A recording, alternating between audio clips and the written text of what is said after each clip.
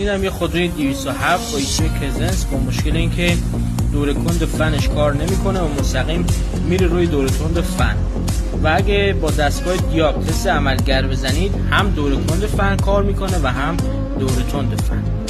اگه پارامتر داخل دستگاه دیاب ببینید دمای فن به 106 درجه رسیده و دور کند فن کار نکرده. دقت کنید عزیزان، زمانی که شما با دستگاه دیاب تست عملگر دور کند فن رو میزنید و فن دور کند کار میکنه، یعنی سیم کشی، ECU، مقاومت فن و رله فن سالمه و ایراد از این گزینه‌هایی که گفتم نیستش. برای رفع ایراد با دستگاه دیاب به یونیت ABS متصل بشید. هر گونه خطایی داخل یونیت ABS باعث از کار افتادن فن دور کند میشه و اگه مشکل رو برطرف کنید ایراد فن هم کاملا برطرف میشه. اینم از اتمام ایراد خودرو.